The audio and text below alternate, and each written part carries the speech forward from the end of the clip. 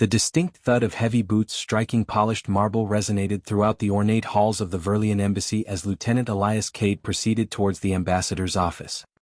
His service attire, now devoid of its former decorations and rank insignias, felt uncomfortably unfamiliar against his skin. Only the bars denoting his lieutenant rank remained, a persistent, visible reminder of his recent disgrace. "You may enter," Ambassador Thorn's voice commanded from behind the intricately carved wooden door. Elias stepped inside, his body automatically snapping into an upright, military posture. Old habits were deeply ingrained, especially in a man who had dedicated 15 years to Earth's special forces. "Relax, Lieutenant," Ambassador Thorn said without raising his eyes from a holographic display. "Or perhaps I should address you as Advisor Cade, that's your official designation now." "Lieutenant is acceptable, sir," Elias replied, his tone devoid of emotion. The ambassador finally lifted his gaze, assessing Elias with a calculating intensity. Thorn, a career diplomat, possessed a rare ability to analyze individuals instantly, a talent that had served him well across 17 diverse planetary assignments. "You comprehend the full scope of this assignment, I assume?" Thorn's voice was measured and purely professional. "I am to function as a security consultant for the Earth Embassy on Varelia. A diplomatic form of banishment if we're being completely honest, sir." Thorn's lips curled into a fleeting, slight smile. "Honesty has its merit, Lieutenant, but diplomacy often necessitates carefully curated vagueness. Your history suggests you encountered difficulty with that specific concept." The unspoken reference to the Riel incident lingered heavily in the air. Elias had chosen to disobey explicit orders to retreat from a humanitarian evacuation zone when a local militia had launched an assault on civilian shelters. His intervention had secured the lives of 300 refugees, but it had also breached 6 separate protocols and nearly ignited an interplanetary confrontation. The subsequent military tribunal had been surprisingly lenient, resulting in a demotion rather than a dishonorable discharge, though everyone understood this new advisory role was merely a convenient mechanism to sideline a disruptive officer. "Your specialized abilities are required here," Lieutenant Thorn continued, indicating a nearby seat. "Varelia presents a complex situation. They have maintained their autonomy from the Galactic Confederation for centuries, achieved through a blend of valuable natural resources and a fiercely impenetrable culture of tradition. They are suspicious of outsiders, rigidly hierarchical, and exceptionally proud. Yet, for the first time, they are showing a willingness to enter serious diplomatic discussions." A holographic projection materialized above the ambassador's desk, a tall, graceful figure. The Varelian female displayed the characteristic silver-blue complexion and elongated features of her species, yet her demeanor held something distinctive, a quiet resolution in her violet eyes. "This is Princess Ariana," Thorn explained, the sole heir to the Varelian throne and notably a proponent of reform. She has been actively pressuring her father, Emperor Valerian, to modernize various aspects of their society, including their isolationist policies. The royal court is divided, with many noble houses vehemently opposing any alteration to their ancestral traditions. Elias examined the image. "And my function in this, sir?" "Tonight, the princess will participate in a diplomatic reception at the Central Spire. This is unprecedented. Varelian royalty rarely attend foreign functions. I require security personnel who possess an intimate understanding of both diplomatic etiquette and emerging threats. Your background makes you uniquely suited." Thorn's expression became solemn. "This is not a routine assignment, Cade. The stakes are extremely high. Any failure during these preliminary talks could delay Earth-Varelian relations by decades." Elias felt a familiar weight settle upon him. "I comprehend the gravity, sir." "No, I don't believe you do," Thorn countered. "The Varelians operate under an exceptionally inflexible social structure. Their traditions aren't merely cultural practices. They are practically genetically embedded after millennia of ritual observance. One particular tradition, the Dareth Bond, is especially sacred.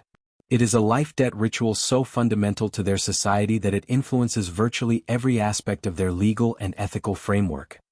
"A life debt?" Elias asked, his curiosity momentarily piqued despite himself. "When a Varelian royal's life is preserved by another, an ancient connection is established. A bond that intertwines their life energies in ways our scientists are still unable to fully grasp. It is part mystical, part biological. The Varelians regard it as the manifest will of their ancestors, appearing through blood and sacrifice." Elias absorbed the information with a slow nod. "And this relates to tonight's event how, precisely?" It doesn't, Thorn stated firmly. I am simply providing necessary cultural background. Your objective is to observe, safeguard our interests, and remain inconspicuous. Remember, Cade, you are not here to act like a hero. You are here because this assignment is preferable to a dishonorable discharge. Is that absolutely clear? Crystal clear, sir.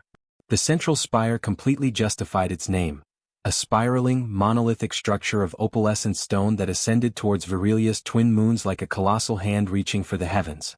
Elias subtly adjusted the high collar of his formal attire, a dark blue Earth diplomatic corps uniform, which felt restrictive and cumbersome compared to his standard military tactical gear.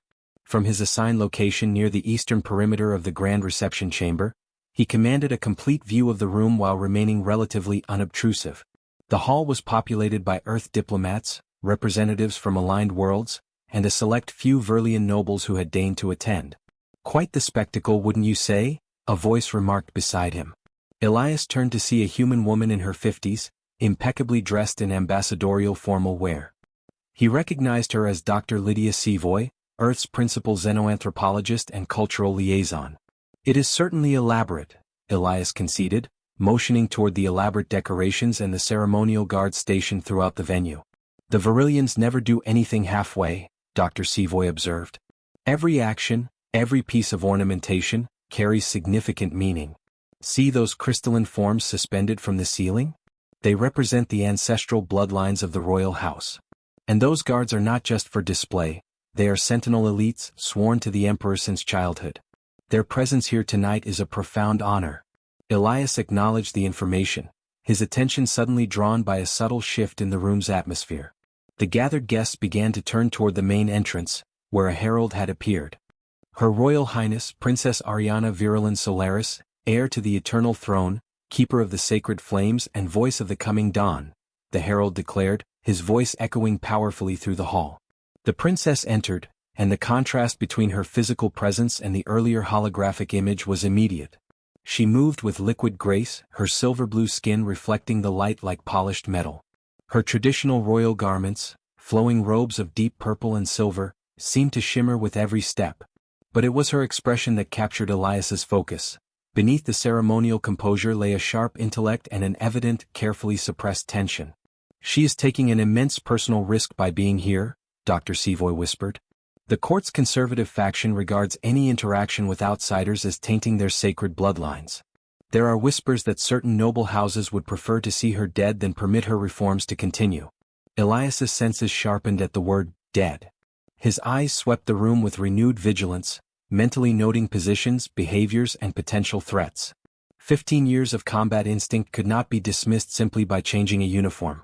Princess Ariana navigated the gathering with practiced diplomacy, exchanging formal greetings with Earth officials.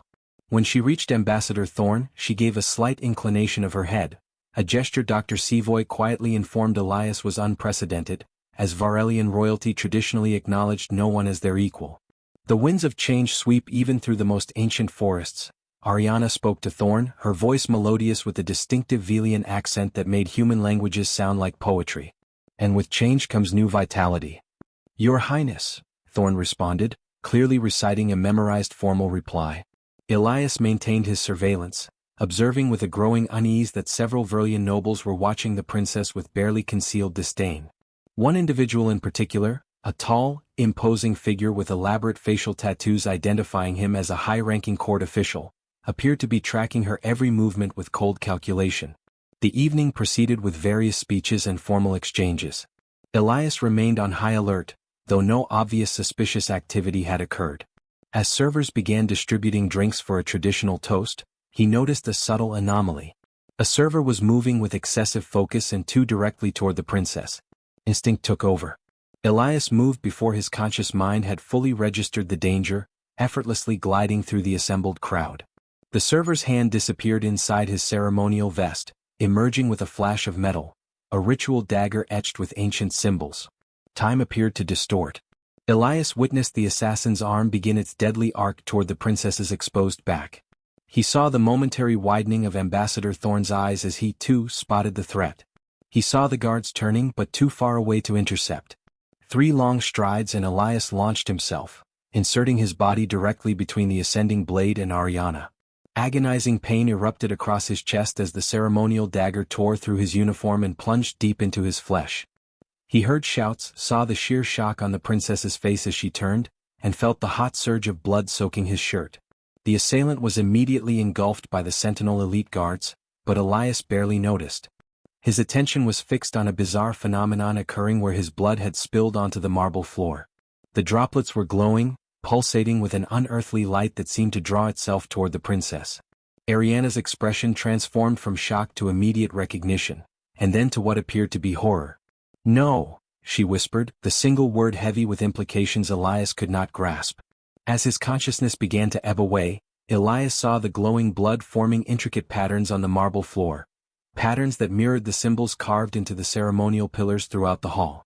The last thing he registered before darkness overwhelmed him was Ariana collapsing to her knees beside him, pressing her hand to his wound, and the simultaneous sensation of ice and fire surging through his veins where her skin made contact with his blood. "The Dareth Bond awakens," someone exclaimed in a voice filled with awe and dread. "The ancestors have chosen." Elias awoke to the feel of soft alien fabric against his skin and the strong aroma of unfamiliar spices. His eyes opened to a high domed ceiling inlaid with shimmering materials that caught the light like thousands of miniature stars. He attempted to sit up, only to be stopped by a sharp, searing pain across his chest. "You must remain still," a melodic voice instructed from nearby. "Your healing is incomplete." Turning his head, Elias found Princess Ariana seated near his bedside, her formal garments replaced by simpler, deep blue robes. They were alone in what was clearly an opulent chamber within the royal palace, a location likely never before accessed by a human. "What transpired?" he asked, his voice rough from disuse.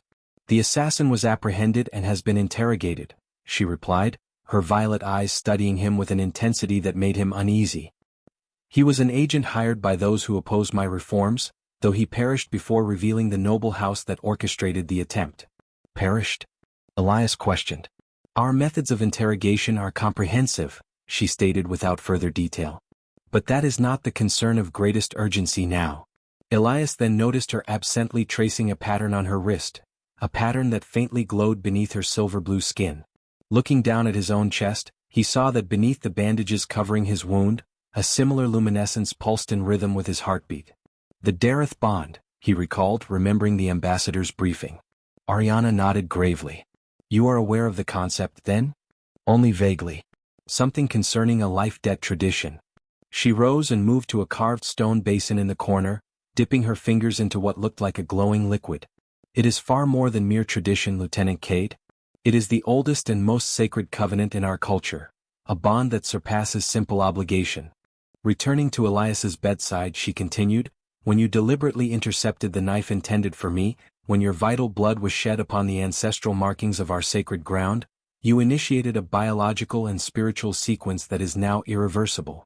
Our life forces are, at this moment, intertwined." Elias struggled to assimilate the gravity of this statement.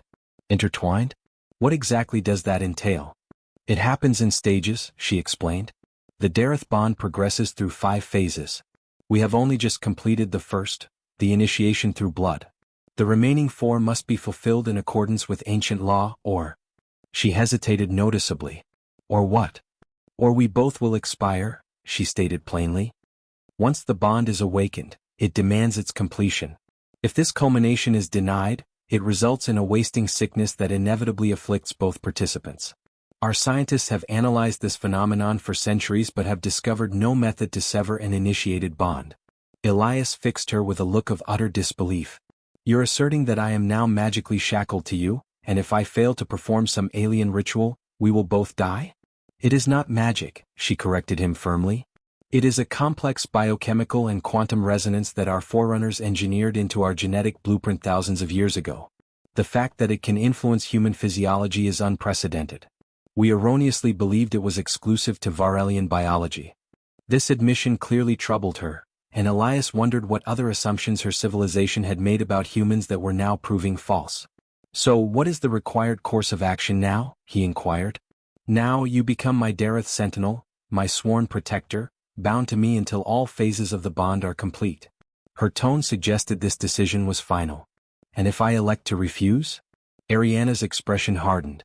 Then you condemn both of us to a drawn-out, agonizing demise. The bond cannot be undone, Lieutenant. Not by conscious choice, not by separation, and not by technological intervention. It is now woven into the core essence of our beings.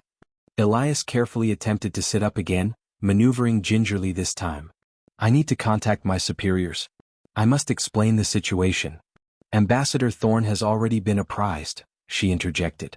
He has agreed that you will remain here. My security advisor, is the term he employed. A diplomatic fabrication intended to justify your presence within the royal court. I have no say in this then.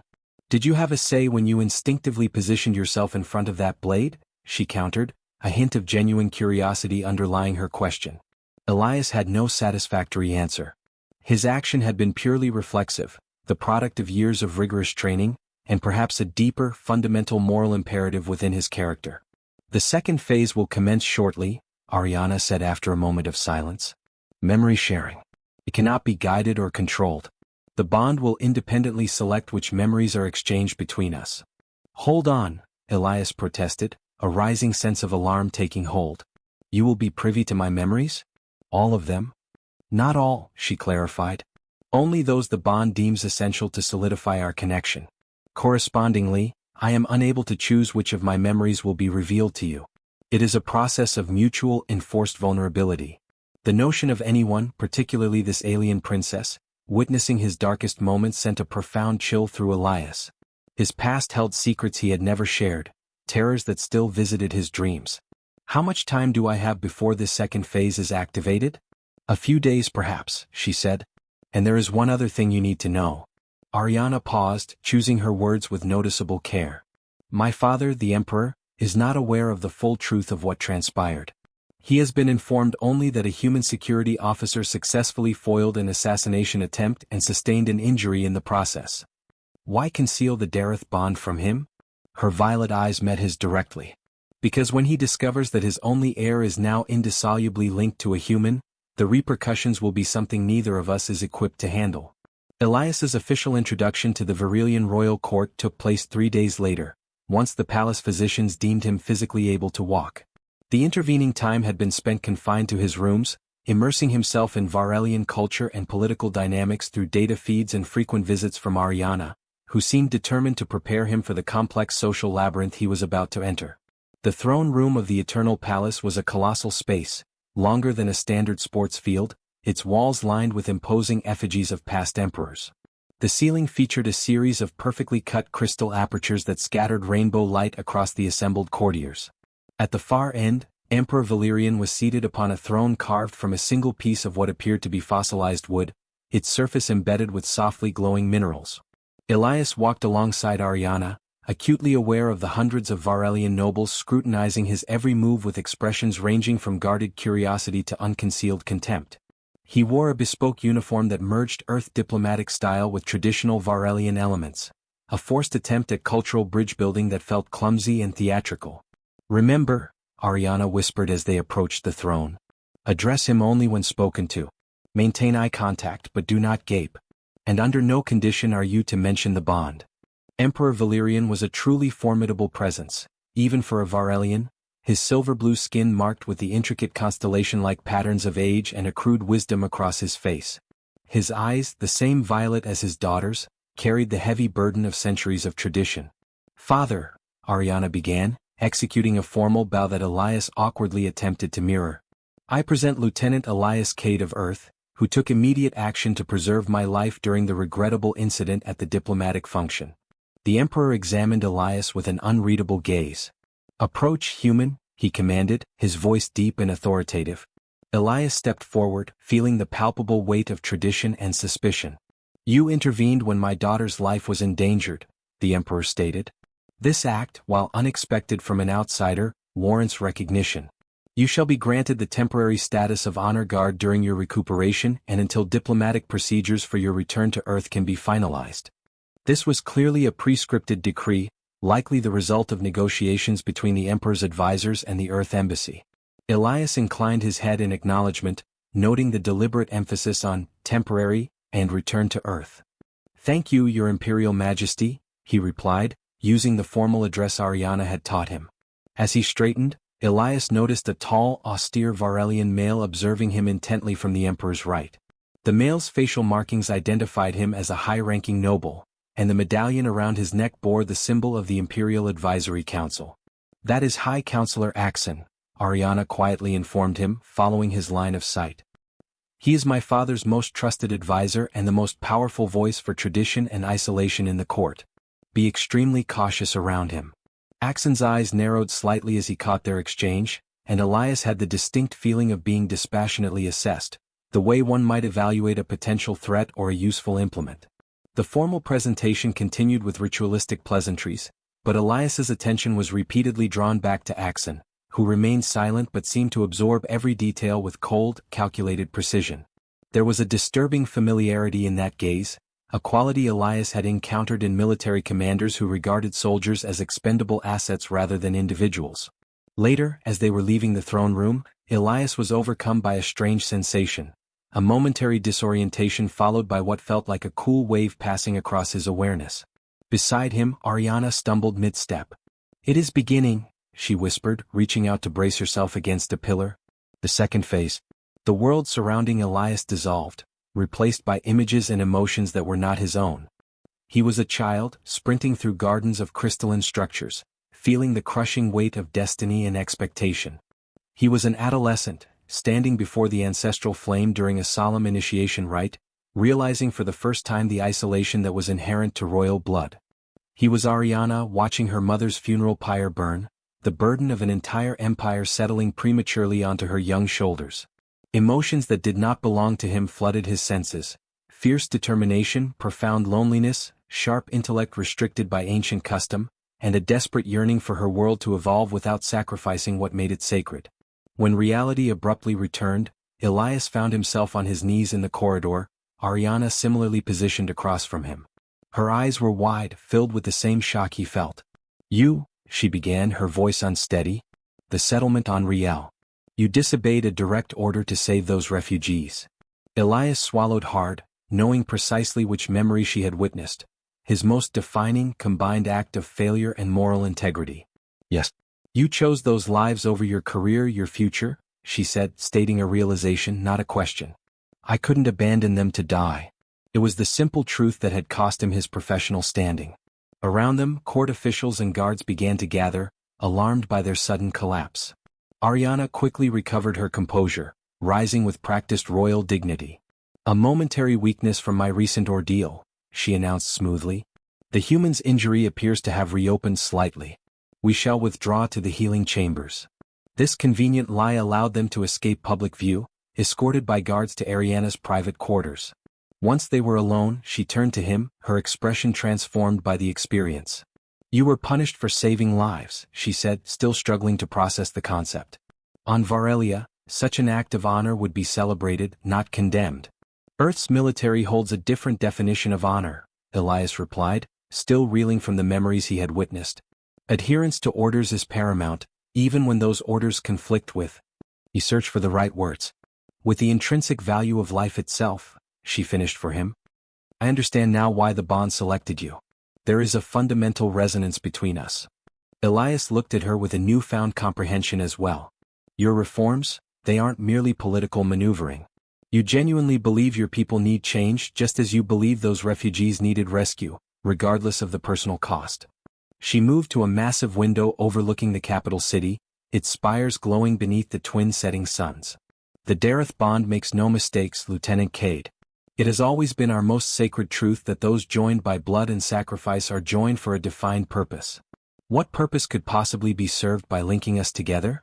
Elias asked, the inescapable reality of their situation settling back upon him. Ariana turned to face him, and for the first time, he saw a glimmer of hope in her expression. "Perhaps to construct a bridge between our worlds that cannot be easily dismantled. The bond has never previously formed between a Varelian and an outsider. That alone transforms everything we believed about our ancestral connections." Elias couldn't decide if he should feel honored or utterly trapped by this distinction. "What is the continuation of this memory sharing?" "It will persist intermittently over the next few days," she explained. "We cannot command when or where it will occur, which is why you must remain close to me." "If we are separated during an episode, what then?" he prompted when she hesitated. The effects can be intensely disorienting, even agonizing. The bond seeks close proximity during its developmental phases. Elias considered this new complication. So, I am truly to be your bound protector, following you everywhere? For the immediate future, she agreed. Until the bond stabilizes or completes its cycle. And how many phases are left? 3, she stated.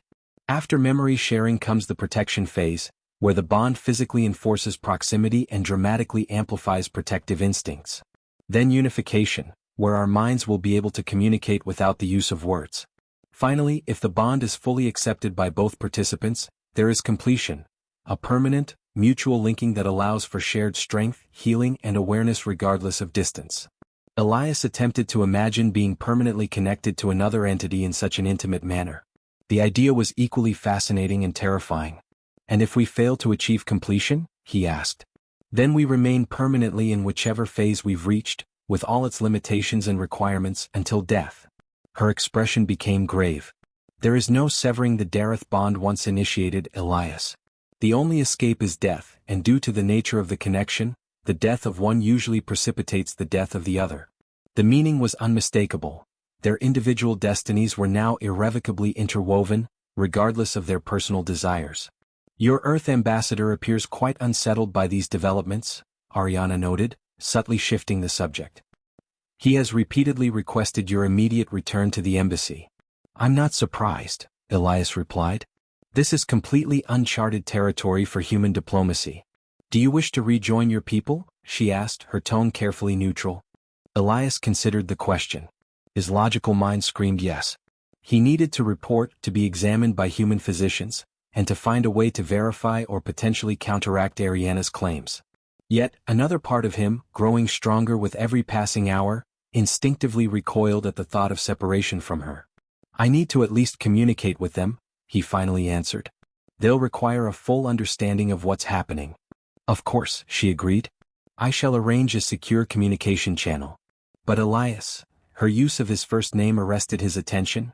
Be very cautious about how much you disclose. There are powerful factions within my court who would view this bond as an abomination, a defilement of our most sacred tradition. If they believe I am permanently bound to a human, they might decide you're unfit to rule, he concluded, grasping the political danger. Ariana nodded grimly. Or, worse, they might decide that eliminating you would liberate me from the contamination of human influence. The Dareth Bond is meant to be a blessing, a divine connection. In our history, it has only ever formed between Varelians of noble blood. This deviation will terrify many who cling desperately to the old ways. Like High Counselor Axen, Elias observed. Especially Axen, she confirmed. He has spent decades systematically cultivating influence over my father and strategically positioning his nephew as a potential consort for me. Your presence threatens everything he has meticulously worked for. The political landscape had become brutally clear, and Elias found himself a reluctant, unwitting participant. He wasn't merely caught in an alien cultural rite, but had become a pawn in a complex power struggle for the future of Varelia itself. So, depending on which faction is speaking, I'm either your divinely appointed protector or a corrupting alien influence, he summarized wryly. Welcome to Varelian court politics, Lieutenant, Ariana replied with the ghost of a smile. Where destiny and conspiracy are often indistinguishable from one another. In the subsequent days, Elias experienced further memory exchanges with Ariana, sometimes fleeting glimpses, other times extended, powerful sequences that left him emotionally drained and disoriented.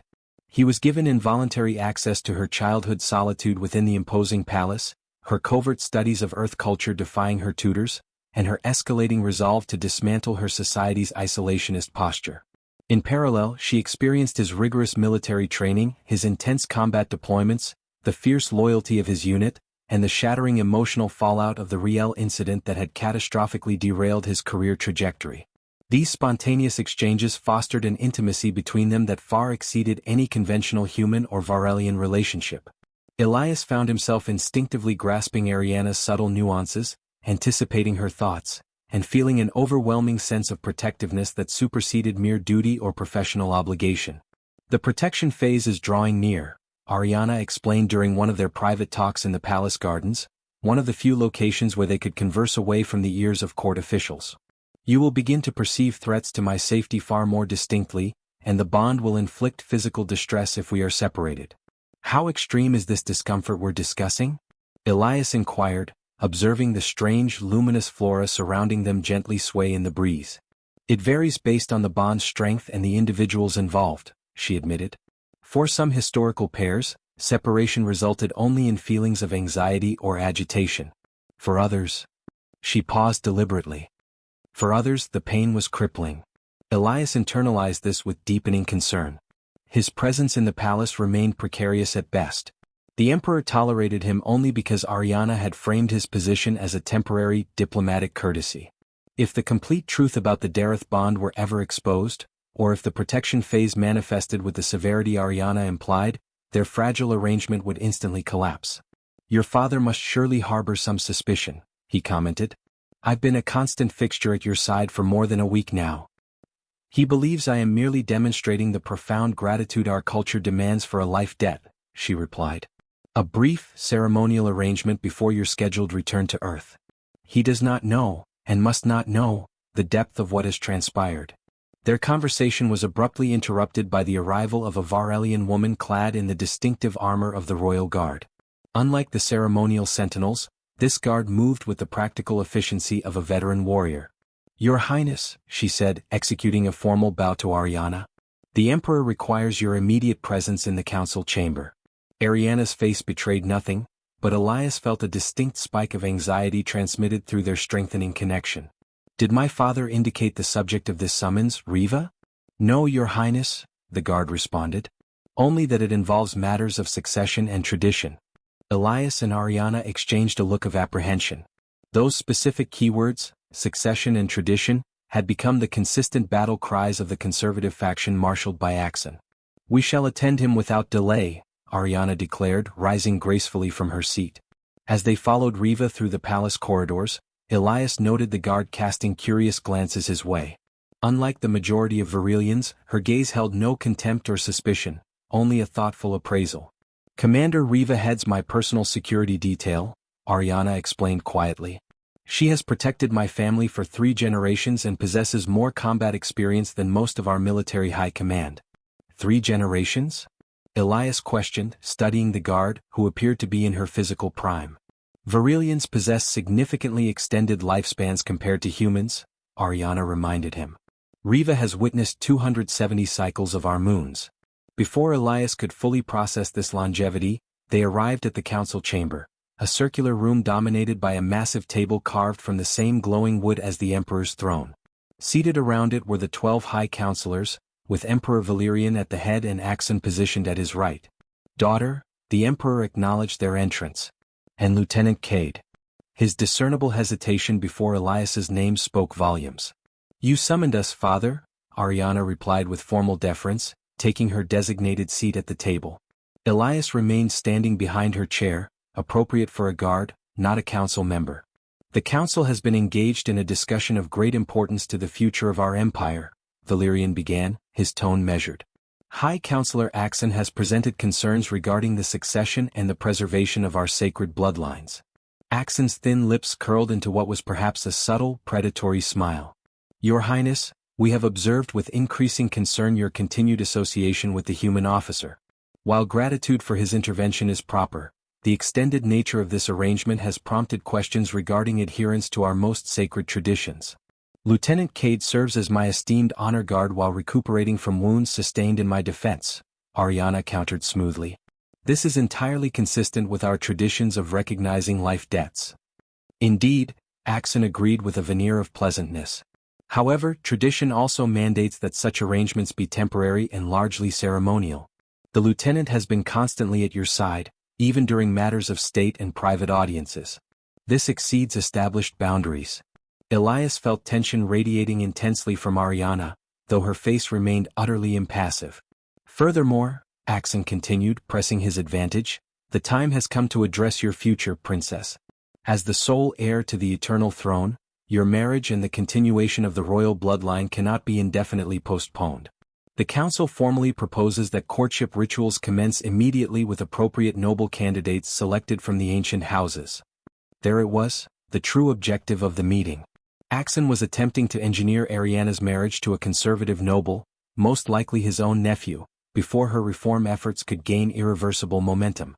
I am honored by the Council's concern for our bloodlines, Ariana responded diplomatically. However, my current priority remains the modernization initiatives that are critical to securing Varelia's standing in the rapidly evolving galactic landscape. Marriage considerations can be postponed until these crucial matters are resolved. Axen's expression tightened almost imperceptibly. With all due respect, Princess, tradition dictates that bloodline security takes precedence over policy initiatives, particularly those experimental policies involving increased contact with outsiders. The way he uttered the word outsiders while pointedly looking at Elias made it sound like a virulent contagion.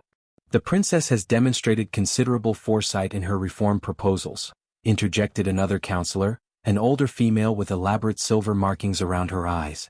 Perhaps tradition can gracefully accommodate a certain measure of innovation without sacrificing its fundamental principles.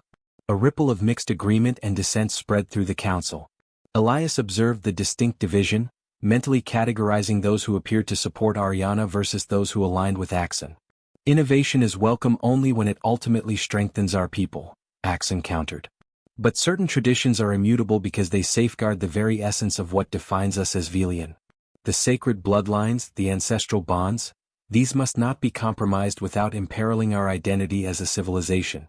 Emperor Valerian, who had been listening in silence, finally intervened. Both viewpoints possess validity. My daughter's vision for our future demonstrates necessary foresight.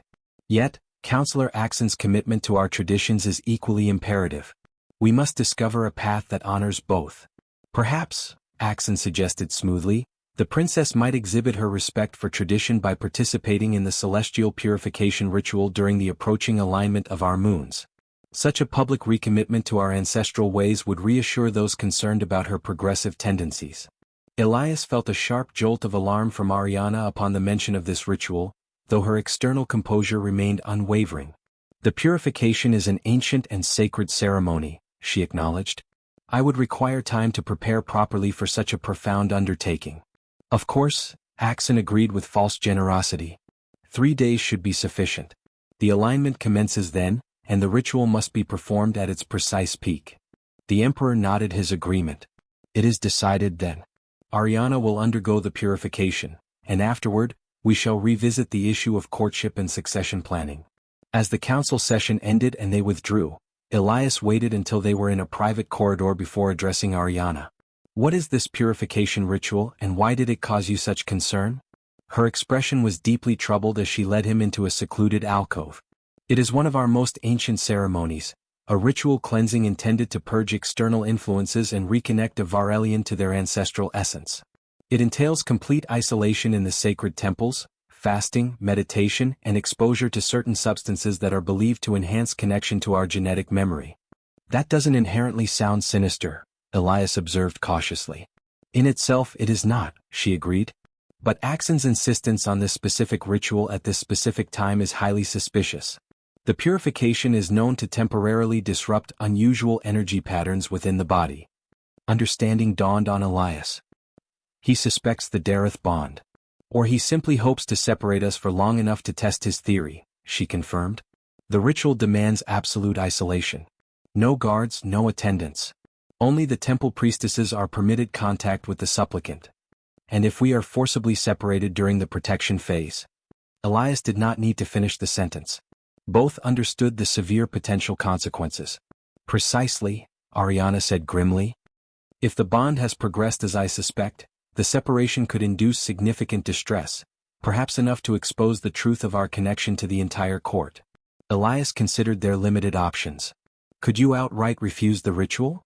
Not without raising even greater suspicion and potentially offending my father, she replied. The Emperor's suggestion is effectively a command. Then we require a contingency plan, Elias decided. A way for me to remain close enough to sustain the bond without overtly violating the ritual's isolation requirements. Ariana looked thoughtful. The sacred temples are situated in the Hill of Ancestors, several miles from the palace. They are immensely ancient structures, parts of which predate even our written history. There may be possibilities. Their planning was interrupted by the arrival of Commander Riva, who bowed formally before speaking in a hushed voice. Your Highness, I must speak with you urgently regarding the security arrangements for the purification ceremony. Ariana nodded. Of course, Commander. Please accompany us to my chambers, where we can discuss this privately. Once safely inside Ariana's private quarters, Riva's demeanor subtly changed. Her formal rigidity relaxed, replaced by an expression of genuine concern. Princess, I must strongly advise against your participation in this ritual under the current circumstances, she stated bluntly. There are disturbing irregularities in the Council's preparations that worry me. What nature of irregularities? Elias asked. Riva gave him an appraising look before answering. High Counselor Axen has personally hand-selected the priestesses who will conduct the ceremony. All of them are from noble houses aligned with his faction. This is highly irregular. Traditionally, the temple elders choose based solely on spiritual qualification, not political allegiance. Is there any precedent for this intervention? Ariana inquired. None in recent memory, Riva confirmed. Additionally, Axen has ordered his personal guard to secure the temple perimeter, rather than the royal sentinels who normally perform this duty. The implications were stark. Axen was engineering a scenario where he would have absolute control over Ariana during the ritual, with no loyalists nearby to interfere if his plan went awry. He's isolating you, Elias concluded, cutting you off from anyone who might interrupt whatever he is plotting. Ariana's expression hardened with determination. Then we must ensure his plan spectacularly fails. Commander Riva, I need to know, are there any among the temple staff who maintain loyalty to the crown above the council? Elder Sonai served your mother and strictly upholds the old ways, Riva replied without hesitation. She harbors no love for Axen's political intrusion into sacred spaces. Can you deliver a message to her without attracting suspicion? Riva nodded. I can, Your Highness. Excellent. Inform her that I require detailed information concerning the ancient passages beneath the Hill of Ancestors, specifically any that connect directly to the purification chamber. Ariana then turned to Elias. The temples were constructed directly above extensive cave networks that our forebears utilized for diverse purposes. If these hidden passages are still accessible, I could potentially remain near enough to maintain the bond without being detected. Elias finished, instantly grasping the shrewdness of her proposed solution. Exactly, she confirmed, then turned back to Riva. Commander, what I am about to disclose to you must be kept absolutely confidential, even from your most trustworthy officers. Riva straightened, her expression solemn. Princess, I am bound by a blood oath to your lineage. Your private matters are mine to safeguard with my very life.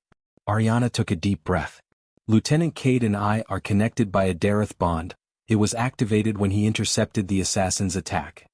To the commander's credit, Riva's only visible reaction was a slight widening of her eyes. A Dareth Bond with a human? That is unprecedented and potentially catastrophic should Axen discover it before you can secure your position. The bond is advancing rapidly, Ariana confirmed.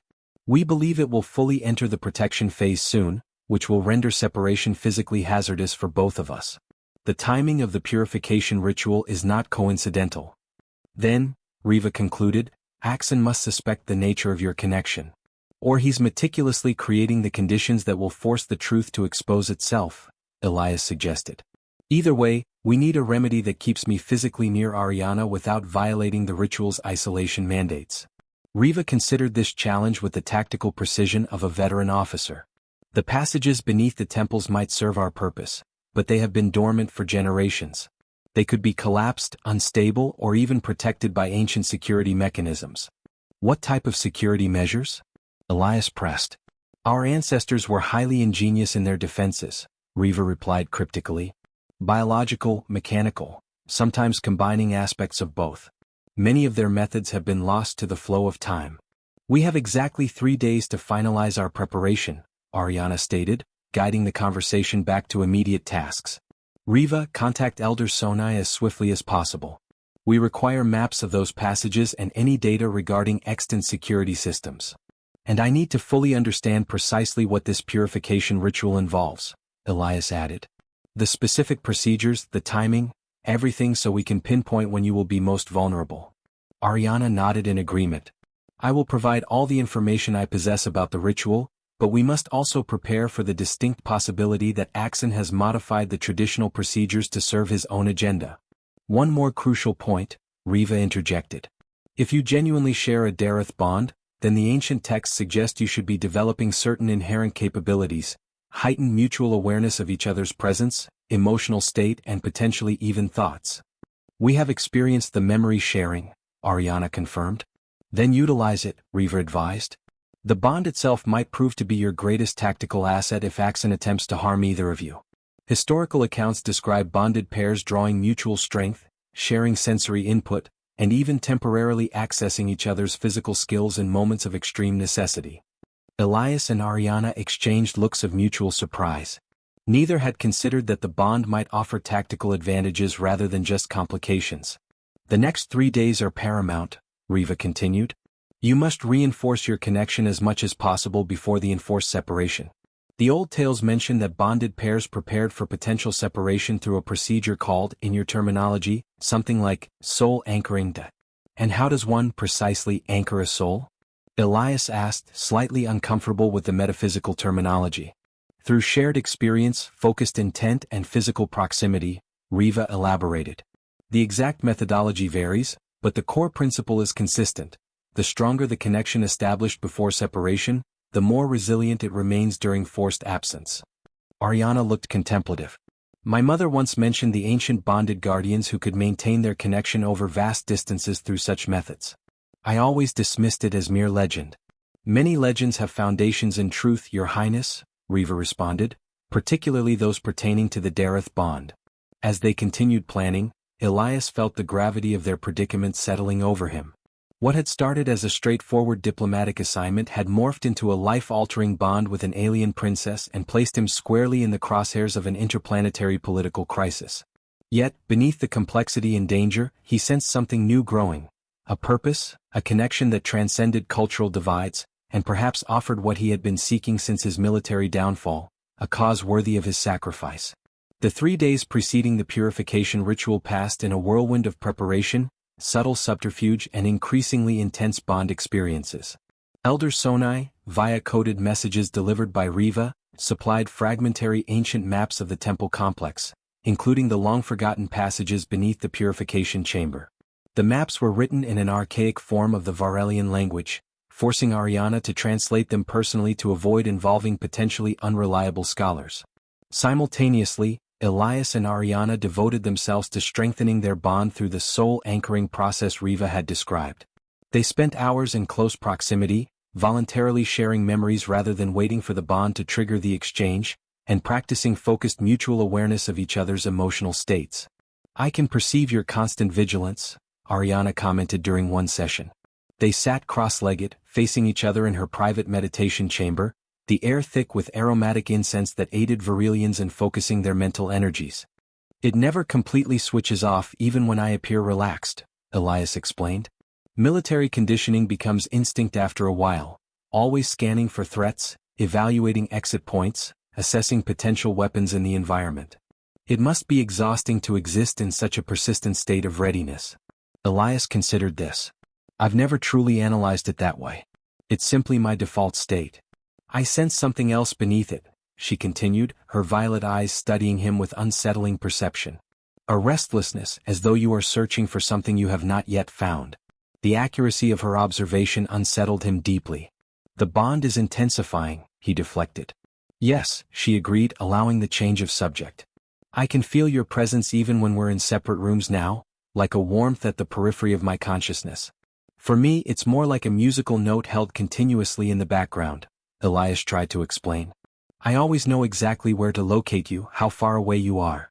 These developments both fascinated and alarmed him. The bond was rapidly becoming far more than the simple biological connection Ariana had initially described. It was fundamentally reshaping his perception of reality. On the final evening before the ritual, Commander Riva brought them the final, disturbing confirmation of their suspicions. Axen had indeed manipulated the traditional purification ceremony. The ritual normally involves meditation, fasting, and exposure to ancestral memory stones, she reported in Ariana's chambers. But Axen has inserted a new element, an ancient elixir called Vosanti, which purportedly heightens connection to ancestral memory. Vosanti has not been utilized in ceremonies for 3 centuries, Ariana exclaimed, alarmed. It was strictly discontinued because it rendered supplicants completely suggestible while under its influence.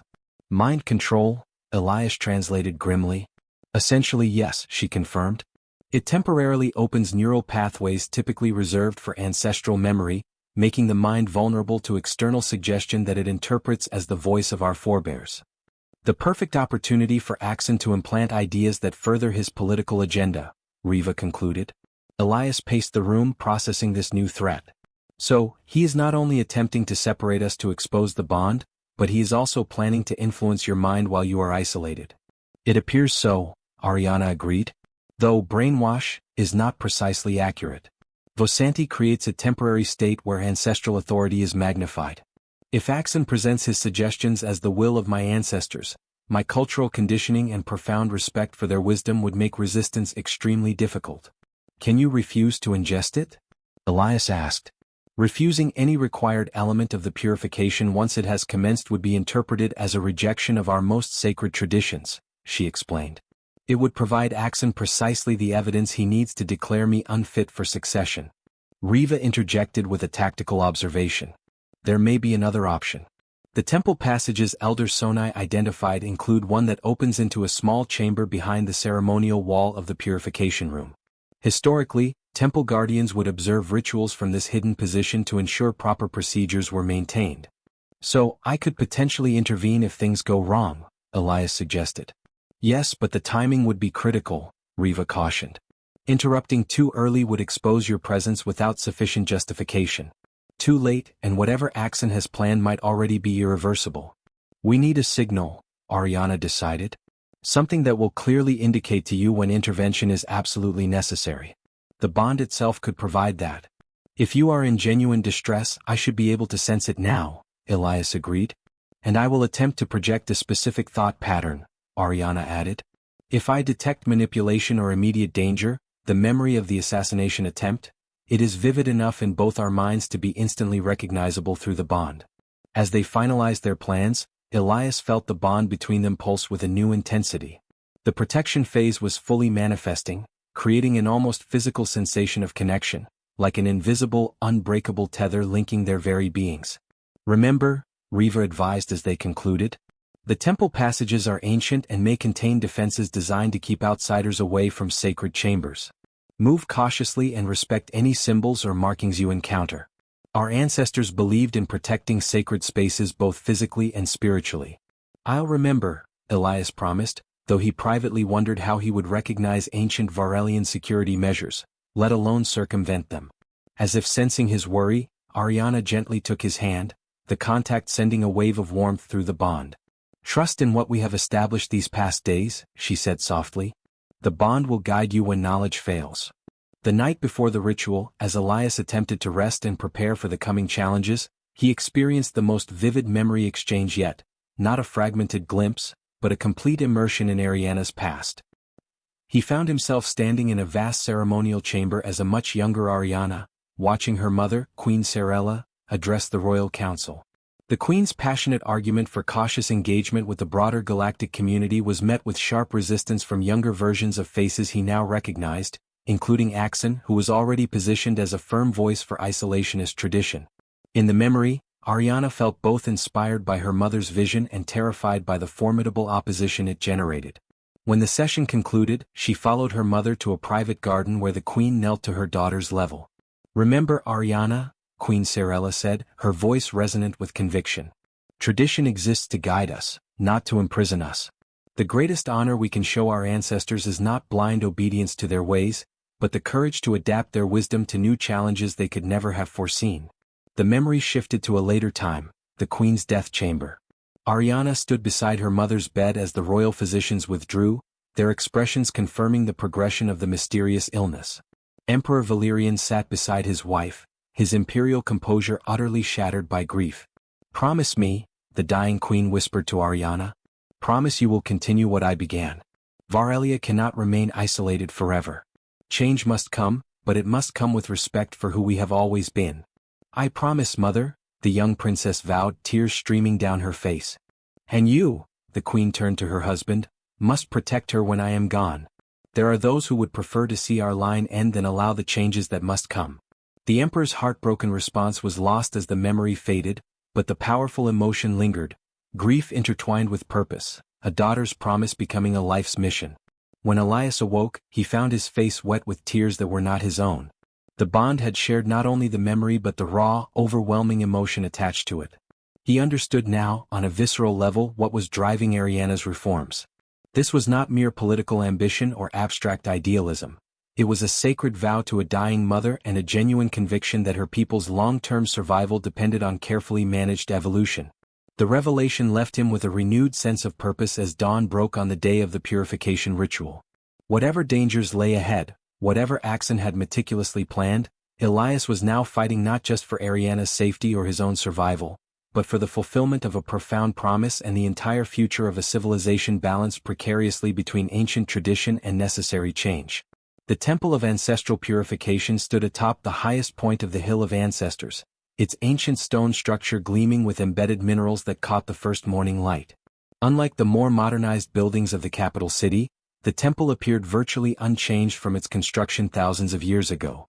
A physical embodiment of Varelian tradition's deep-seated resistance to change. Elias observed from his concealed vantage point as Ariana's procession approached the temple steps. She walked alone, clad in ceremonial white robes embroidered with her family's crests. Her usually unbound hair was constrained in intricate braids signifying her submission to the ancestral authority. Following her at a respectful distance were Emperor Valerian and the council members, including Axen, whose look of smug satisfaction sent a distinct chill through Elias despite the warm morning air. The separation was already taking its toll on them both.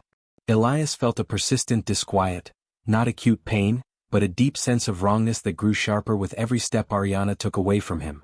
Through their strengthened bond, he sensed her experiencing the identical sensation, yet her face remained perfectly composed for the observers. Once Ariana, along with her ceremonial escort, entered the temple, Elias made his way toward the hidden entrance Elder Sonai had detailed on the ancient maps. It was situated in a seemingly solid rock face at the base of the hill, expertly camouflaged by natural formations, visible only to those who knew its precise location. The activation mechanism was remarkably simple. A sequence of carved handholds that, when pressed in the correct order, caused a stone panel to smoothly slide aside. Elias performed the memorized sequence and was rewarded with the soft grinding of stone on stone as a narrow passage opened. The tunnel was dark and low-ceilinged, forcing him to crouch and move carefully. Activating a small, shielded light source, he began his journey through Varelia's ancient substrata. The passage walls were etched with elaborate carvings depicting historical events, religious rites, and what appeared to be instructions or dire warnings in an archaic Varelian script. Elias proceeded cautiously, remembering Riva's warnings about dormant, ancient defenses. His prudence was quickly justified when, after a few minutes, he encountered the first security measure, a section of floor subtly different in hue from the surrounding stone. Consulting the maps he'd memorized, he recognized it as a pressure plate designed to activate some unknown hazard if triggered. Pressing himself flat against the wall, Elias carefully edged past the trap, only to be confronted by a more complex obstacle, a chamber whose floor was entirely composed of similar plates with no obvious safe path. He paused, calculating his options. Retreat was not an option, especially with Ariana advancing deeper into the temple above. The discomfort of their separation was increasing rapidly, and through the bond, he sensed she had already begun the preliminary stages of the ritual. Examining the chamber more closely, Elias noticed symbols carved above each pressure plate, all variations of the ancestral markings he had observed in the palace. Some appeared more worn than others, suggesting they had been trodden upon more frequently. A memory flickered through the bond, Ariana as a young girl learning the sacred symbolism of her lineage. The most important ancestral markers were reverently touched during ceremonies, while lesser bloodlines were merely acknowledged. Understanding dawned. The safe route must follow the hierarchy of Ariana's direct ancestral line. Focusing on the primary lineage markers, Elias carefully stepped only on those specific plates. He was halfway across when a momentary lapse sent a tremor through the chamber. Freezing instantly, he felt, rather than heard, ancient machinery whirring within the walls. A section of the ceiling began to slowly descend, threatening to crush him. Abandoning all caution, Elias sprinted forward, guided by raw instinct and the faint, persistent pull of the bond. He reached the far side of the chamber just as the ceiling slammed shut, completely sealing the room behind him. Breathing heavily, he continued onward, now relying as much on his connection to Ariana as on the maps. The discomfort of separation had intensified into a dull, persistent ache centered in his chest, exactly where the dagger had struck. Through the bond, he sensed Ariana's growing unease as she underwent the initial phases of the ritual. Axen's hand-picked priestesses were leading her through purifications involving water, smoke, and chanted invocations. They would soon arrive at the critical moment when the Vosanti elixir would be administered. Elias quickened his pace, successfully navigating 2 more security features: a section requiring specific hand patterns to be pressed into the wall and a narrow bridge over what appeared to be a bottomless fissure. The latter severely tested his balance and resolve as the ancient stone groaned alarmingly beneath his weight. Finally, after what felt like hours but was likely less than one, he reached the hidden observation chamber behind the purification room. A small, meticulously crafted aperture in the stone wall offered a limited view while remaining entirely invisible from the main room.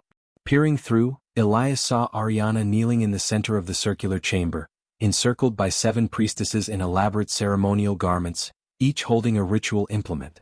Behind them, seated in designated alcoves, were Emperor Varelian and the council members, positioned to witness the event. Axen sat closest to the Emperor, occasionally leaning in to whisper comments that Varelian acknowledged with subtle nods. The counselor's expression was outwardly pious, but Elias detected a cold undercurrent of eager anticipation that confirmed all their suspicions.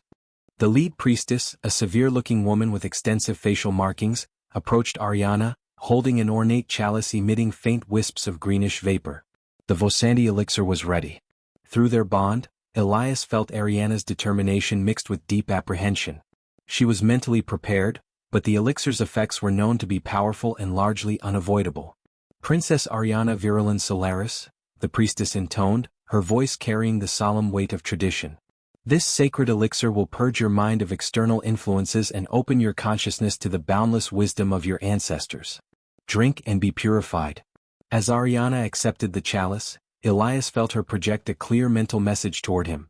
I will resist as long as possible. Be ready. She drank and the effect was instantaneous. Through their bond, Elias was hit by a disorienting surge as Ariana's consciousness expanded and simultaneously fragmented. Colors became hypersaturated, sounds gained impossible texture, and the flow of time seemed to warp. Most critically, her mental defenses drastically thinned, leaving her thoughts exposed and dangerously susceptible. The priestesses began a rhythmic chant, guiding Ariana deeper into the trance. She swayed slightly, her eyes unfocused, as generational ancestral memories began to surface. Rulers facing crises, making epical decisions, upholding the lineage. Then, as the chanting reached its peak, the lead priestess moved closer to Ariana and began speaking in a lowered tone that would not carry to the observing nobles. Hear the wisdom of your ancestors, princess, she murmured. They speak through me now. The path you have chosen is an illusion. Your reforms threaten the purity of our bloodlines and the stability of our society. External influences have contaminated your judgment. Through the bond, Elias felt Ariana struggling fiercely to maintain her identity against these hypnotic suggestions. The Vosanti made the priestess's words resonate with artificial, absolute authority, as if they genuinely originated from revered forebears instead of Axen's political scheme. Your mother was mistaken, the priestess continued, striking directly at Ariana's core motivation. Her vision would have annihilated everything our people have painstakingly constructed. Your father understands this truth but has been weakened by grief. You must abandon her path and return to the traditional ways. Elias sensed Ariana's mental resistance wavering as the elixir's influence deepened. The false ancestral voices were becoming almost indistinguishable from genuine memory, the suggested doubts merging with her deepest fears. The human who saved you is an anomaly, a disruption in the sacred order, the priestess added, shifting to the true objective of the manipulation. His continued presence pollutes our court and jeopardizes our genetic purity. You must sever all connections to him and pledge yourself to a proper Varelian union. At this direct assault on their bond, a surge of fierce, protective rage erupted within Elias. The sensation flooded through their connection, offering Ariana a momentary anchor against the swirling influences of the Vosanti. The lead priestess frowned, sensing unexpected resistance. She signaled her colleagues, who intensified their chanting while she continued her insidious whispers. The human has formed an unnatural attachment to you. This is the source of your internal conflict. His alien influence must be purged entirely from your mind and body. You will request his immediate return to Earth upon the conclusion of this ceremony. Elias watched Axen lean forward in his alcove, clearly recognizing that the decisive moment had arrived. The counselor made a subtle hand signal to the priestess, who nodded almost imperceptibly before producing a small crystal vial filled with a luminescent blue liquid. This was unequivocally not part of the traditional ritual. Through their bond, Elias sensed a flash of momentary confusion cutting through the Vosanti's effects in Ariana's mind. "To complete your purification," the priestess announced, her voice rising enough for the observers to hear, "you must cleanse your blood of any foreign elements. This sacred essence will burn away all external influences and restore your pure Varelian nature." Ariana's alarm sliced through the bond like a physical knife. "This is not part of the ritual. It's poison or worse." Elias did not hesitate. He slammed the specific pattern Elder Sonai had described onto the observation wall, causing the hidden door to swing violently inward. In 3 long rapid strides, he was in the purification chamber, interrupting the sacred ceremony in a manner no outsider had ever dared. "Stop," he commanded, his voice booming off the ancient stones. Gasps and shouts of outrage erupted from the observing counselors.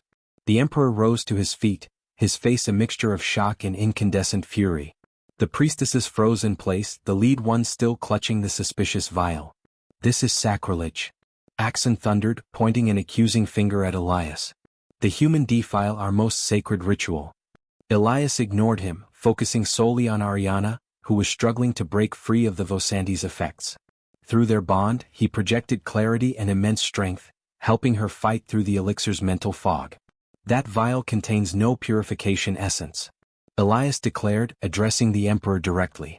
"It is poison intended to harm the princess while making it appear to be part of the ritual." "Preposterous," Axen sputtered. "This human has clearly lost his mind. Guards, remove him immediately."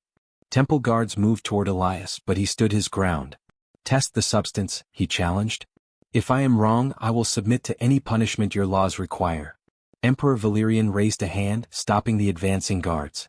Despite his obvious rage at the interruption, the Emperor's concern for his daughter superseded his imperial outrage. "Explain yourself, human," he commanded. "The purification ritual has been corrupted," Elias stated firmly. "High Counselor Axen selected these specific priestesses because they are loyal to him, not to the crown. The additional substance they attempted to administer is not part of the traditional ceremony." The lead priestess found her voice. "This is a sacred purifying essence used in ancient times." "Then you won't object to drinking it yourself," Elias interrupted, his tone leaving no room for argument. The priestess instinctively blanched, clutching the vial closer to her robes, a highly telling reaction that was not missed by the Emperor. "Give me the vial," Varelian commanded, his voice lethally calm. When the priestess hesitated, 2 royal guards flanked her.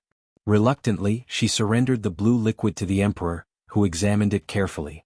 "This bears the mark of the Nephilim orchid," he observed, his expression darkening dangerously. "A substance that does not purify but severs. Specifically, it severs bonded connections of all kinds, including familiar ones." His gaze shifted slowly to Axen. "Why would my daughter need such a thing, Counselor?" Axen's composure finally shattered. "The human has corrupted her. Can you not see it? They have formed an abomination, a Dareth Bond between species. It must be severed before it permanently taints our royal bloodline." The chamber fell into a stunned silence as the accusation hung heavy in the air. All eyes turned to Ariana, who was now standing shakily, fighting through the lingering effects of the Vosanti. "Is this true?" the Emperor asked his daughter, his voice barely a whisper. Ariana straightened, summoning her inherent royal dignity despite the immense difficulty. "Yes, father." When Lieutenant Cade intercepted the assassination attempt, his blood mingled with mine upon the ancestral symbols. The Dareth Bond activated of its own accord. Murmurs of shock and outrage rippled through the council. Several nobles made warding gestures against perceived contamination. "Impossible," one elderly counselor protested. "The sacred bond cannot form with non-Varelian blood. Our ancestors ensured this protection." "And yet it has occurred," Ariana replied firmly. "The bond is real and it grows stronger every day. This proves what I have argued all along, that the differences between our species are not as fundamental as tradition has led us to believe." Axen seized on this confirmation. "You see? She admits to the abomination. This proves her unfitness to rule. The poison, no, the cleansing agent, was absolutely necessary to free her from this corruption before it became irreversible." And yet you concealed this necessity within a sacred ritual without informing me? The Emperor observed coldly. You acted without imperial authority, Counselor. I acted to preserve our bloodline and traditions. Axen insisted, his composure utterly abandoned. Something you have failed to do since Varelia poisoned your mind with her progressive nonsense. The mention of the dead queen in such derogatory terms visibly stunned the Emperor. His expression hardened into something absolutely dangerous as he turned to the guards. Detain Counselor Axen and these priestesses, he ordered. They will be questioned thoroughly regarding this unauthorized addition to a sacred imperial ritual. As loyal guards moved to comply, Axen made a desperate gesture toward the remaining temple guards, clearly his prepositioned loyalists. 3 of them immediately moved to block the royal guards, while another rushed toward Ariana with a weapon drawn. Elias reacted instinctively, once again positioning himself between the princess and the imminent danger. But this time something extraordinary happened. The Dareth Bond pulsed with an unprecedented surge of power, and Elias felt Ariana's consciousness partially merge with his own. Suddenly he possessed access to fighting techniques he had never learned, ancient Varelian martial arts passed down through generations of royal guardians. His body moved with a fluid grace that seamlessly combined his Earth military training with these newly accessible skills. He disarmed the attacking guard with a precise strike to nerve points that human anatomy did not possess, but Varelian physiology did, knowledge that came directly through the bond from Ariana's ancestral memories. Similarly, Ariana found herself accessing Elias's combat awareness, instantly anticipating threats from multiple directions simultaneously. Working as a coordinated unit linked by the bond, they swiftly neutralized the immediate danger. While the loyal royal guards engaged Axen's remaining loyalists, Axen himself, seeing his entire elaborate plan violently collapsing, made a desperate lunge toward the Emperor with a concealed blade. Elias sensed the attack through the bond. Ariana's heightened awareness of court dynamics instantly recognized the subtle shift in Axen's posture before he even moved. "Father, behind you!" Ariana screamed. The Emperor spun just in time, avoiding the strike's full force and receiving only a glancing wound to his shoulder. Royal guards immediately swarmed Axen, forcing him to his knees before the Emperor he had just tried to assassinate. "Treason," Valerian pronounced, his voice vibrating with controlled, lethal fury. "Against the crown, against your sacred oaths, against the very traditions you claim to protect." Axen glared defiantly. "I acted to save Varelia from corruption. History will vindicate me when your daughter's human-tainted bloodline destroys everything our ancestors built." The Emperor regarded his former advisor with cold disdain. "You will have ample time to contemplate historical vindication in the isolation cells beneath the palace." As guards led Axen and his co-conspirators away, Valerian finally turned his attention to Elias and Ariana. His expression was utterly unreadable as he studied them, particularly the faint luminescence that pulsed visibly beneath their skin where the bond was strongest. "We have much to discuss," he said at last. "About this bond, about its implications and about the future of Varelia. But not here. This sacred space has been defiled enough today." He addressed the remaining counselors. "The full council will reconvene tomorrow at midday to address these unprecedented events." As they departed the temple, Elias and Ariana walked side by side, their connection humming with renewed strength. After the temporary separation and the shared combat, they mentally shared a mixture of relief, uncertainty, and steely determination. "What happens now?" Elias thought, finding that direct mental communication flowed more easily after their partial consciousness merger during the fight. "We face the council together," Ariana replied instantly. "And we prove that the Dareth Bond's choice was not a mistake or an abomination, but perhaps the beginning of a new understanding between our peoples." Elias wasn't sure if such optimism was entirely warranted given the horrified reactions of many counselors, but one thing had become abundantly clear: their fates were now inextricably linked, not just by the bond, but by the political earthquake they had just triggered in Varelian society.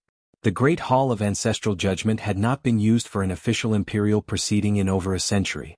Its vast circular chamber, lined with colossal statues of past emperors and empresses, created an atmosphere of solemn, historical weight no modern setting could match. The stone floor was inlaid with luminous minerals that formed a complex pattern representing the interconnected bloodlines of all noble Varelian houses, a visual reminder that any judgment rendered here would affect lineages stretching back millennia. Elias stood beside Ariana at the center of this imposing space, both positioned directly upon the imperial house's symbol. Surrounding them in concentric circles were the remaining council members, the heads of major noble houses, military commanders including Riva, Earth diplomatic representatives led by Ambassador Thorn, and various religious and cultural leaders. Emperor Valerian sat upon a temporary throne elevated above the proceedings. Despite the fresh wound from Axen's attack, he projected total imperial authority, his face set in an expression of grim purpose. "We gather to address matters unprecedented in our history," the Emperor began, his voice carrying effortlessly through the acoustically perfect chamber. "The attempted assassination of Princess Ariana, the treasonous conspiracy of High Counselor Axen, and most significantly for our future, the formation of a Dareth Bond between the heir to the eternal throne and a human officer." Murmurs rippled through the assembled dignitaries, though no one dared interrupt the Emperor directly. "Before judgment is rendered," Valerian continued, "we shall hear testimony from all relevant parties, beginning with the bond-bearers themselves." Ariana stepped forward first, every inch the royal heir despite the precariousness of her position. "Honored father, esteemed council, noble houses of Varelia," she began, her voice clear and confident. "The Dareth Bond that now connects Lieutenant Elias Cade and myself was activated through no deliberate action on either part. It came into being the moment he placed himself between an assassin's blade and my heart, an act of selfless protection that our most sacred traditions have always honored." She paused, allowing her words to sink in before continuing. "For generations, we have assumed that the Dareth Bond could only form between Varelians of noble blood. This assumption has now been proven false, which raises a profound question. What other assumptions about our separation from other species might also be incorrect?" This direct challenge to conventional wisdom caused visible discomfort among the traditionalists, but Ariana pressed on. "The bond has progressed through 3 phases already: initiation, memory sharing, and protection. In each stage, it has functioned exactly as our ancient texts describe, despite Lieutenant Cade's human physiology. More significantly, during yesterday's confrontation, we experienced the beginning of the 4th phase, unification, accessing each other's abilities in a moment of shared danger." She turned slightly toward Elias, their connected energies visibly pulsing beneath their skin. "This is not an abomination, as Counselor Axen claimed, but perhaps the most profound evidence yet that the path of cautious engagement with other worlds, the path my mother advocated, is indeed our destiny." Several counselors shifted uncomfortably, but others nodded thoughtfully. Elias noticed Ambassador Thorn watching with barely concealed amazement, clearly processing the geopolitical implications of this unprecedented connection. When Ariana finished, Elias stepped forward to offer his perspective. He spoke plainly without diplomatic flourishes or political calculation, an approach that seemed to resonate with many of the military leaders present. "I did not come to Varelia seeking this bond," he stated candidly. "Nor did I fully understand its significance when it activated. But having experienced its effects, having shared memories and abilities with Princess Ariana, I cannot view it as anything but meaningful." He addressed the core concern underlying much of the opposition. "I understand your fear of contamination or dilution of your traditions. Earth's history contains many examples of cultures that disappeared through uncontrolled integration with others. But there is a difference between thoughtful engagement and reckless abandonment of identity. The Dareth Bond itself proves this.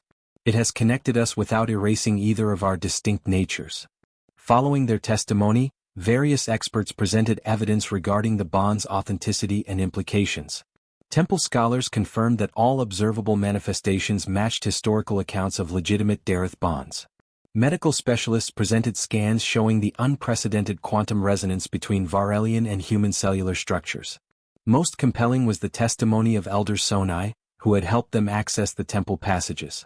The ancient priestess, respected even by the most conservative factions, presented historical texts suggesting that the original architects of the Dareth Bond had designed it to recognize worthy souls regardless of physical form, a crucial nuance that had been lost over centuries of isolationist interpretation.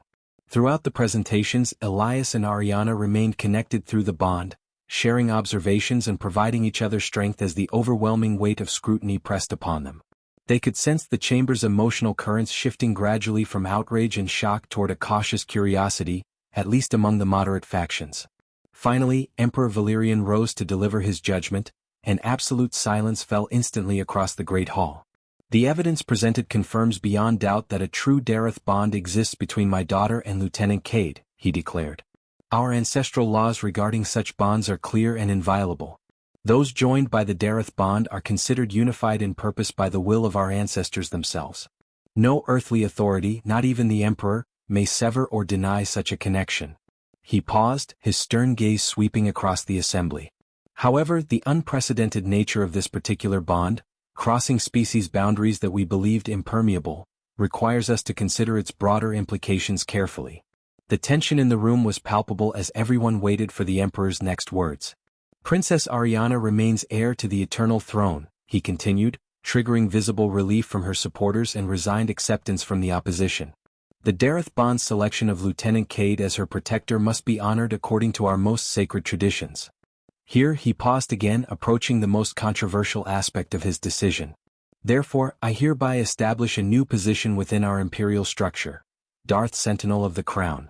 Lieutenant Elias Cade will hold this position, with all rights and responsibilities traditionally accorded to bonded protectors, while simultaneously serving as a bridge between our world and Earth. Murmurs erupted again, but Varelian raised a hand for silence.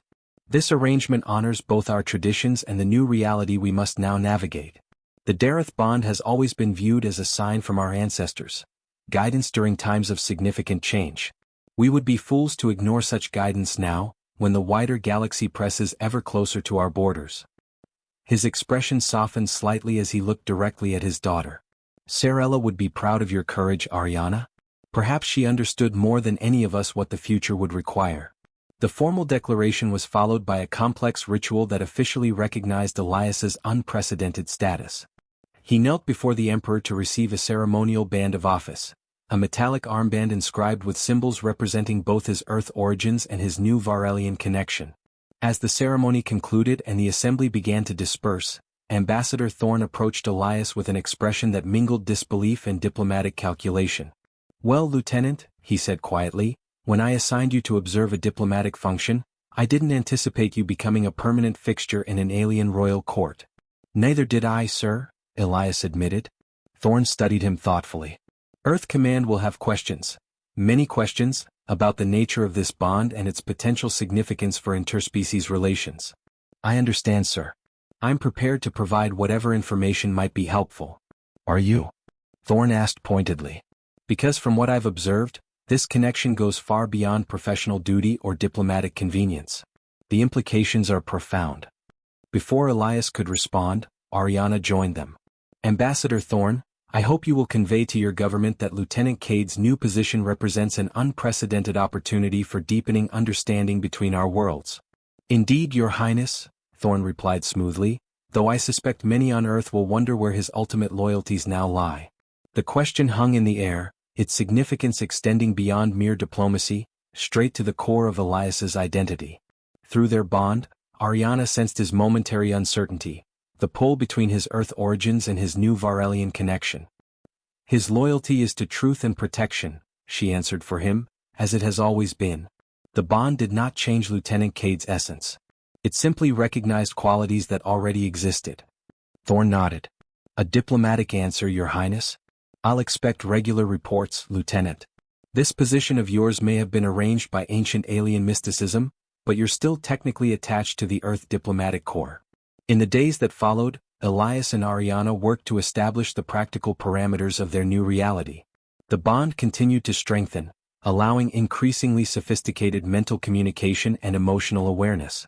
Political implications began to materialize. Moderate Varelian factions, emboldened by the Emperor's acceptance, began advocating for controlled cultural exchanges with Earth. 1 month after the temple confrontation, Ariana presided over the first official Varelia Earth cultural exchange. Elias stood at her side during the opening ceremony, their bond a visible reminder of the connection forming between their worlds. Later that evening they walked alone through the palace gardens. "Your mother would indeed be proud," Elias said, referencing Queen Sarella's dying wish. Ariana smiled. "Sometimes I feel her presence, especially during important moments. Perhaps it's just memory. Or perhaps something more. Having experienced the reality of the Dareth Bond, I'm less quick to dismiss the something more possibilities," Elias admitted. He eventually voiced the question that had been on his mind. What happens when the bond reaches completion? The final phase. Ariana turned to face him directly. According to the ancient texts, completion represents the full realization of the bond's purpose, a permanent joining that transcends ordinary connections. Bonded pairs who reached this state were said to experience a synthesis of strengths while maintaining their individual identities. That's the technical answer, Elias observed. But not the complete one, she smiled. In our history, many bonded pairs who reached completion also formed personal unions. The intensity of the connection often led naturally to romantic attachment, though this was never a requirement of the bond itself. And is that something you would consider? Elias asked carefully. Through the bond, he felt her genuine consideration, free from political calculation. I believe the bond forms between those who are already aligned in essential ways, even if they don't recognize it initially. It doesn't create compatibility, it reveals it. She reached out, taking his hand. So yes, Elias, it is something I would consider. Not because the bond demands it, but because what we've discovered through this connection is something rare and valuable, something worth exploring further when the time is right. The admission shifted something fundamental between them, acknowledging possibilities that extended beyond duty or tradition into territory that was both more personal and more profound. Just thinking that sometimes the longest journeys lead exactly where we needed to go, Elias said with a smile. Even when the destination wasn't on any map we recognized. She nodded. That's the true wisdom of the Dareth Bond. It illuminates paths that were always possible but required courage to walk.